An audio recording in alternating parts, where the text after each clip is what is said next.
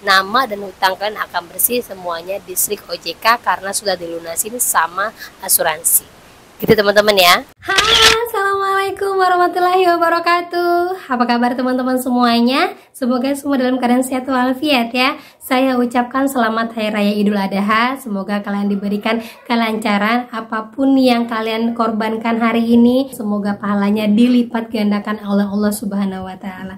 Amin amin ya rabbal alamin. Dan yang belum bisa berkorban, jangan pernah bersedih karena Allah tahu yang terbaik buat kalian. Oke teman-teman, kita lanjut lagi ya. Kita hari ini akan membahas tentang klaim asuransi untuk pinjol. Benarkah ada asuransi kredit macet untuk pinjol? Karena banyak sekali yang bertanya, saya tidak mau bayar karena pasti akan diklaim asuransi sama pinjolnya. Ini apakah benar? Nah, kita akan bahas secara tuntas, tapi sebelumnya saya harapkan kalian semua sudah subscribe channel ini agar channel ini terus berkembang dan memberikan informasi terkait buat kalian yang galbay. Oke teman-teman, ini dia buat kalian.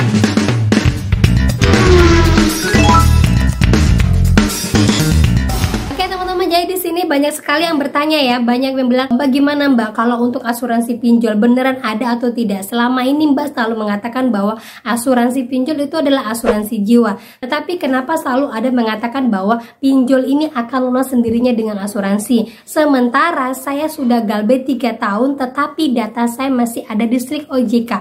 Ini asuransinya berlaku untuk apa? Nah, banyak sekali yang bertanya seperti itu teman-teman ya, apalagi bagi teman-teman yang kritis yang memang selalu membayarkan tagihan pinjolnya, tetapi ketika dia macet, hutangnya tidak bisa lagi dibayarkan, kemana asuransi yang selama ini dia bayarkan? Kalau kita lihat ya, ada beberapa pinjol yang membebankan asuransi terlalu tinggi. Contohnya itu ada kami, yang kemarin-kemarin tahun 2023 sempat bermasalah dan banyak dipertanyakan kenapa nilai asuransinya hampir setengah dari tagihannya. Tapi ketika ada nasabah yang galbay, asuransi ini tidak pernah dikeluarkan atau tidak pernah diklaim, sehingga kemana uang asuransi yang selama ini dibayarkan. Nah, ada yang bertanya seperti itu ya teman-teman ya. Jadi di sini saya ada lihat sekitar 1, 2, 3, 4, 5, 6. Saya ambil contoh aja ya. Ada 6 pinjol yang memang saya lihat ada untuk klaim asuransinya. Walaupun selama ini saya selalu menjelaskan untuk klaim asuransi itu adalah asuransi jiwa, yaitu asuransi kecelakaan ataupun asuransi meninggal, cacat,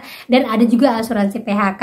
Tetapi untuk yang pinjol benar-benar P2P lending ini, asuransi yang memang sudah ditetapkan sama OJK apakah sudah berlangsung ataukah hanya akal-akalan pinjol saja? Nah, kita akan bahas secara detail. Kita lihat dulu asuransi apa yang memang dibebankan oleh perusahaan P2P lending. Jadi di sini ada disebutkan oleh Bapak Ahmad Sudiar Dalimunte sebagai Presiden Direktur PT Asuransi SC Indonesia, mengatakan pihaknya tidak bisa menyebutkan rata-rata biaya yang dikeluarkan oleh fintech P2P lending untuk asuransi kredit.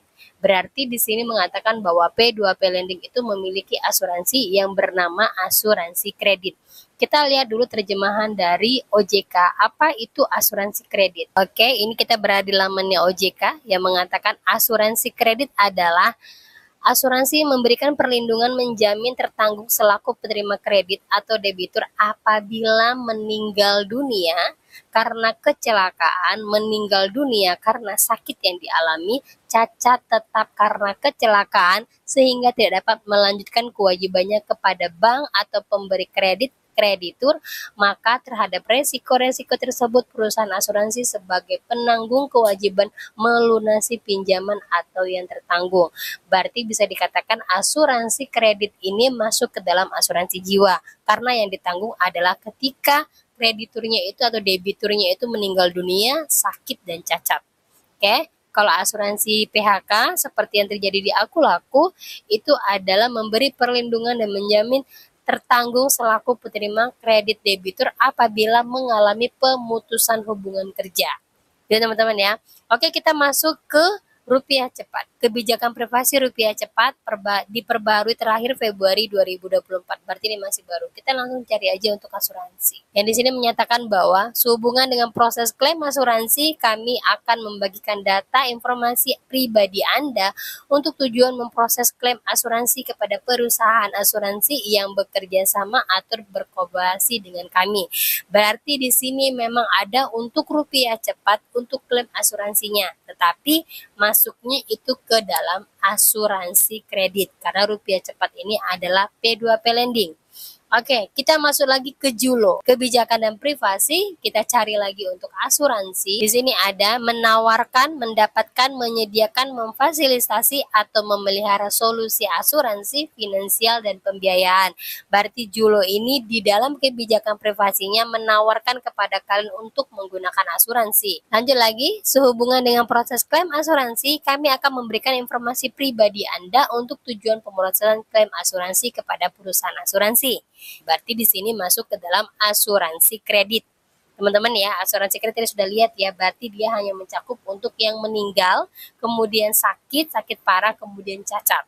Ya, itu baru 2 kita dapatkan khusus yang untuk P2P lending. Kita cari lagi di isi cash. Ini isi cash ya, kita lihat. Ada perlindungan asuransi. Kami bermitra dengan penyedia asuransi Reliance dan Intra Asia untuk melindungi dana Anda. Nah, kalau untuk asuransi di isi cash, berarti itu masuk ke dalam lender. Ya, jadi asuransinya dikhususkan untuk lender, bukan untuk asuransi kredit. Jadi dalam artian kalau kalian galbay di sini masih sangat aman. Karena apa? Isika sudah menjamin lendernya bakalan dapat asuransi. Kalau kalian galbay sampai puluhan juta ataupun kalian galbay sampai ratusan juta, berarti Isika masih tetap aman. Dia tidak akan bingung-bingung untuk mengembalikan uang kepada lender-lendernya. Jadi kalau emang belum bisa bayar di isi cash, galbay aja dulu, nggak jadi masalah asal kuat sama terorannya. Sejauh ini isi cash belum ada di isi lapangan dan belum masuk ke dalam slik OJK. Bukan berarti JULO dan rupiah cepat yang sebelumnya tidak bisa digalbay. Masih bisa digalbay, yang penting harus kuat mental. Karena apa? Pasti terorannya banyak ya kan teman-teman ya. Seperti rupiah cepat juga dia masuk ke dalam slik OJK, JULO juga ada di isi lapangannya. Jadi kalau emang mau galbay di sana harus kuat mental. Gitu. Oke, kita lanjut lagi untuk yang UATAS. Kita lihat lagi di sini ada kebijakan dan privasi. Nah, kita cari untuk kategori asuransi. Kepada pihak yang bekerja sama dengan kami saat terjadi proses klaim asuransi, maka kami akan memberikan informasi pribadi Anda dengan tujuan proses klaim asuransi kepada perusahaan asuransi. Berarti di sini adalah untuk nasabahnya. Asuransi yang dibebankan di sini adalah asuransi kredit khusus untuk nasabah yang meninggal, cacat dan juga sakit keras. Ya teman-teman ya. Nah, lanjut lagi kita ke Samir. Nah, di sini ada Samir. Kita akan lihat atas pertimbangan secara sepihak sepenuhnya oleh Samir, pendanaan yang didanai oleh pemberi dana dapat dilindungi oleh asuransi kredit. Nah, itu ya, asuransi kredit. Kembali lagi ya, di sini sudah dijelaskan. Dalam hal ini Samir diberikan otoritas oleh pengguna dan disetujui pengguna. Pengguna itu adalah kita yang menggunakan Samir ya. Oleh karena itu Samir memiliki hak penuh dan diatur oleh PUJK nomor 10 tahun 2022 untuk menunjuk dan bekerja sama perusahaan asuransi yang menyediakan fasilitas asuransi kredit dari waktu ke waktu. Gitu teman-teman ya. Jadi kalau galbay di Samir, yang ditanggung itu adalah kalian tapi dengan kategori yang saya sebutkan sekarang. Beda dengan isi kas tadi, yang ditanggung itu adalah si pendananya. Terus apakah di tempat-tempat lain seperti rupiah cepat, JULO, kemudian Samir dan UATAS itu tidak bisa galbay? Bisa teman-teman. Bisa galbay. Kebetulan untuk saat ini mereka ini ada yang beberapa masuk ke dalam slik OJK ataupun tidak masuk ke dalam slik OJK. Berarti kalau jadi pertanyaan, asuransi yang kita bayarkan selama ini kapan bisa cairnya kalau sampai kita nggak bisa membayar? Dan kapan klaim asuransinya itu bisa diajukan? Nah, kita lihat di sini ya. Nah, di sini klaim asuransi dapat diajukan ketika terjadi peristiwa yang menyebabkan kerugian finansial yang dijamin oleh polis asuransi. Peristiwa tersebut harus sesuai dengan jenis dan cakupan risiko yang tercantum dalam polis. Contoh peristiwa yang umum dijamin oleh asuransi, kecelakaan, kebakaran, dan pencurian. Berarti nanti diklaim ketika kalian sudah benar-benar tidak bayar sama sekali sampai bertahun-tahun. Nah, ada pernah saya baca di komen yang mengatakan bahwa dia sudah tidak ditagih lagi oleh pihak Kredivo setelah galbay lebih dari 6 tahun. Dan setelah dicek di slik OJK, ternyata tidak ada juga masuk ke dalam slik OJK. Artinya, asuransi ini bisa berjalan ketika kalian galbay lebih dari 5 tahun. Dan dari 5 tahun itu di slik OJK akan hilang pencatatannya. Nah, itu yang terjadi ketika dia galbay lebih dari 6 tahun dan itu sudah terjadi di tahun-tahun sebelumnya. Bagaimana untuk yang galbaynya baru-baru ini baru terjadi dari tahun 2023 atau 2024, apakah ini akan berlaku? Nah, jawabannya bisa saja berlaku karena untuk asuransi itu sudah masuk ke dalam cangkupan pembayaran kita setiap bulannya, setiap apa yang kita bayarkan, dan ketika kita galbay pastinya perusahaan akan mengklaim asuransi tersebut. Karena apa? Kalau terjadinya gagal bayar atau kredit macet yang sangat tinggi, pinjol akan segera disanksi sama OJK. Nah, seperti di Jadi Digital ini ya, banyak sekali kita baca di Google bahwa banyak pinjol yang sudah disanksi sama OJK karena kredit macet tinggi, dan juga ada yang sedang dipantau dan diawasi sama OJK. Nah, ini membuktikan bahwa pinjol kalau tidak mau disanksi harus segera mencairkan asuransinya biar keuangan mereka tetap stabil. Tetapi ini tidak serta-merta ketika kalian galbay beberapa bulan langsung cair asuransi, tidak seperti itu. Seperti pengalaman teman yang sudah saya sebutkan di depan, bahwa asuransinya itu akan dicairkan setelah 6 tahun galbay. Nah, kalau seandainya kalian membutuhkan dana atau membutuhkan nama kalian bersih di SRIK OJK, berarti kalian wajib menyelesaikannya sesegera mungkin.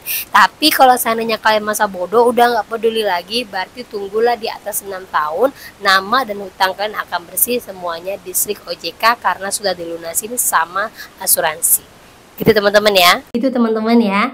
Nah, itu dia yang bisa saya sampaikan buat kalian. Semoga menjadi informasi terbaru bagi yang merasa ingin hutangnya dibayarkan oleh asuransi dan memang merasa bahwa saya mau galbay aja terus sampai nanti asuransi benar-benar menyelesaikan hutang saya. Dan mungkin ini bisa menjadi informasi terbaru kalian dan bisa kalian ambil sisi baiknya agar ke depan kalian tahu harus apa apabila kalian membutuhkan nama kalian bersih untuk melakukan pinjaman di perbankan nantinya. Gitu teman-teman ya. Oke, itu dia yang bisa saya sampaikan buat kalian pada hari ini dan semoga menjadi informasi terbaru. Akhir kata saya ucapkan assalamualaikum warahmatullahi wabarakatuh.